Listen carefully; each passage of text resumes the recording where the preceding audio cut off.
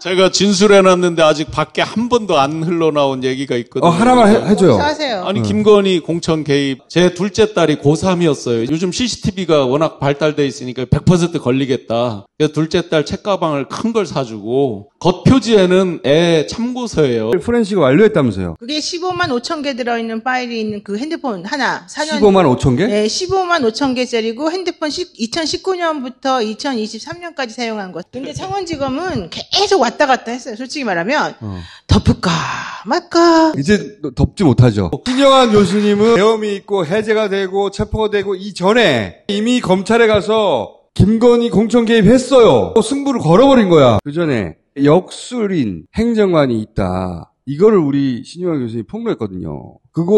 그 사람이 인정했어요. 자기 근무했다고. 대통령 비서들 사주를 보고 윤석열 부부하고의 궁합을 맞추고 그 다음에 택일력이라고 있다면서요. 어느 날이 애군이 없는가. 그런 날을 골라가지고 정치 일정을 잡고 지금 말씀하신 이제 그런 일들을 병행해서 했다는 거죠. 또 하나를 또 폭로하셨는데 국내 5대 명산 매달 동시에 구술했다는 거 아닙니까? 네네. 태백산, 가막산, 계룡산, 소위 5대 명산을 직접 지목을 했습니다. 기자분들이 계룡산 굿당에 다 가서 취재를 했습니다. 5군데에 같은 날, 같은 시에 한다고 그랬거든요. 그래서 한 1억 5천 정도 든다 했는데, 그러면 한 군데당 한 3천만 원 정도 들 거 아니에요. 근데 계룡산 굿당에 갔더니 그분이 4천만 원 정도, 들은 거. 그리고, 매달? 예. 그리고 그 영수증까지를 공개하겠다라고. 그게 1억 5천이면 1년이면 20억 가까이 됩니다. 그럼 20억을 대통령 부부 주머니에서 낼 리가 없잖아요. 자기 주머니 돈으로 내기가 쉽지 않을 거라고 생각이 들어서. 여론조사 시켜놓고도 그 돈도 안 줬는데. 혹시라도 특활비 이런 게 있지 않을까. 자료를 잔뜩 들고 있다고. 그거 조금씩 내놓는다고. 당신은 왜 이걸 갖고 있으면서 말을 안 하고 있냐. 남이 말하면 뭐가 있었지. 그래서 제가 자료 찾아본다. 그래놓고 이거 있어요. 그때 사실 찔끔찔끔 내놓는다. 나쁜 사람이다. 근데 제가 이제 쇼핑백 3개 분량에 엊그제 저 자료 보셨지만 메모지가 있어. 세상에. 모든 회의에 들어가서 써놓은 메모지를 하나도 안 버리고. 이제야 말할 수 있다. 명태균 거를 터뜨리자마자 고소를 했잖아요. 그러고 나서 창고에서 찾다 보니까 꽉꽉 늘린 쇼핑백 3개 차 있었는데 그 쇼핑백은 종이를 말하는 거고 디지털 정보는 6,100개 정도 파일이 있습니다. 만약에 압수수색을 하면 이 디지털 정보는 이제 USB에 여러 개로 분산해서 지인한테도 맡기고 또 저도 딴 데도 감춰놓고 종이 자료는 한번 뺏기면 꽝이잖아요. 그래서 아내랑 같이 일일이 그걸 사진은 찍었는데 원본을 뺏기면 안 되니까 제 둘째 딸이 고3이었어요. 요즘 CCTV가 워낙 발달돼 있으니까 100% 걸리겠다. 그래서 둘째 딸 책가방을 큰 걸 사주고 겉표지에는 애 참고서예요. 애가 혹시 그거 메고 학교 맨날 갑니까? 예, 학교에 사물함에 이제 감춘 거예요. 그래서 제가 왜 늦게 됐는지를 지금 해명을 드리는 거예요. 생각이 났어요. 근데 막 찾는데 딸한테 이제 카톡을 합니다. 말을 막 쓰면 또 나중에 안 되잖아요. 그래서 나중에 걸리면 이제 안 되니까. 3 이렇게 찍으면 오늘은 3번 그 파일을 갖고 와야 되는 거예요, 딸이. 이 시간차가 계속 있는 거예요. 죄송해요. 딸이 대학 입시에 망쳤어요, 저 때문에. 아니, 고3을 공범으로 끌어들이면 어떡해. 딸이 아빠 위험할까봐. 아빠 알았어. 그거 내가 들고 가가지고 학교 사물함에 넣어놓을게. 네. 자, 그렇게 해서 지킨 자료예요, 이 자료가. 그때 현장에서 썼던 글씨체 그대로의 메모가 남아있으니까 증거력이 대단한 거지, 이게. 예를 들어 이런 거예요. 홍유 굿판 하고 MBC 이렇게 찍혀 있어요. 그럼 뭐냐면 이제 메모지에 제 개인 수첩에 했으면 또 이놈들이 이럴 수도 있잖아요. 나중에 너 이거 내가 나중에 해가지고 다 쓴 거 아니야? 이렇게 그렇지. 조작이다 이럴 수도 있는데 대선 때 출력했던 제가 이제 정책 총괄을 했잖아요. 정책 뽑았다가 또 이렇게 나눠줬다 수고하고 그런 이면지 있잖아요. 전부 이면지예요. 그게.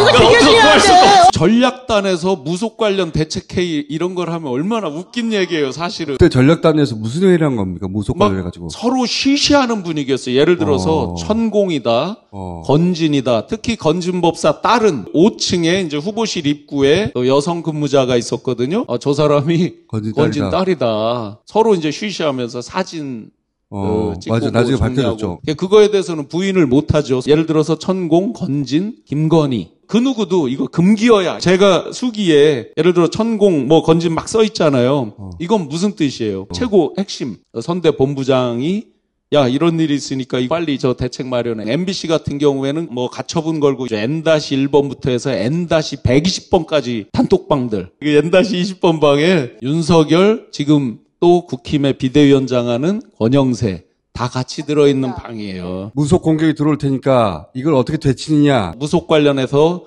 정확하게 네 건이 적혀 있어요. 정통 종교를 활용하는 거예요. 봉은사 몇 번 가죠, 김건희가. 그 다음에 어디를 가요? 단양에 구인사 이런 데 가죠.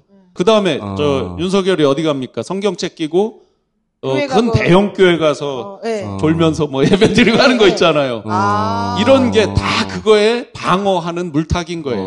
그런데 방문하는 일정 짜고 하는 그 메모도 그대로 있습니다. 최근에 뉴스타파가 검찰 보고서 가지고 막 몇 차례 보도했는데 그거는 명태균 사무실 PC 하나 포렌식 해가지고 나온 거고 카톡이 한 200개인가 있다고 그랬죠. 지금 80개. 그리고 명태균 집 PC 포렌식한 게 있고 그 다음에 명태균 황금폰은 아직 까지도 않은 거예요. 명태균 황금폰 중에 하나를 포렌식을 완료했다면서요. 그게 15만 5천 개 들어있는 파일이 있는 그 핸드폰 하나. 15만 5천 개? 네, 15만 5천 개짜리고 핸드폰 2019년부터 2023년까지 사용한 거 4년짜리. 그게 그림 파일, 사진 파일, 카톡 파일, 동영상 파일 이런 것 등등. 그게 15만 개의 파일이 있대요? 네, 그게 17일 날 완벽하게 정리될 예정. 그러니까 4년짜리가 통으로 들어있는 거야, 그 네, 핸드폰 안에? 4년짜리가 통으로 들어있고 그때가 이제 가장 중요했던 것들.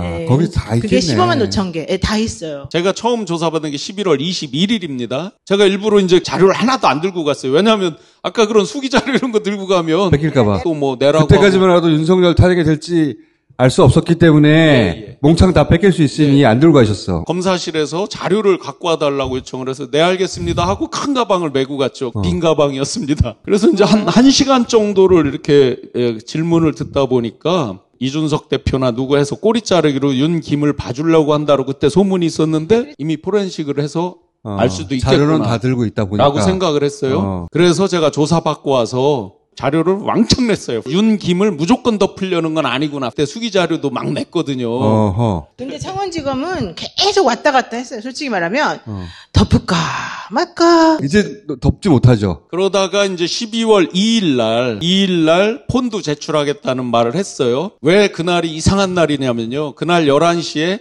키르기즈스탄 대통령하고 회담을 해요. 키르기즈스탄이 어떤 나라냐? 중앙선관위에서 서버를 수출했어요. 그게 제가 관여가 돼 있는 거예요. 2015년 8월 16일 적혀 있습니다. 메모 습관 때문에. 키르기즈스탄에 2015년 8월 14일이네요. 14일 날 키르기즈스탄 선거관리 청년 파견 회의 돼 있잖아요. 키르기즈스탄에 우리나라 중앙선관위 솔루션을 수출했어요. 그런데 찍어도 괜찮습니다.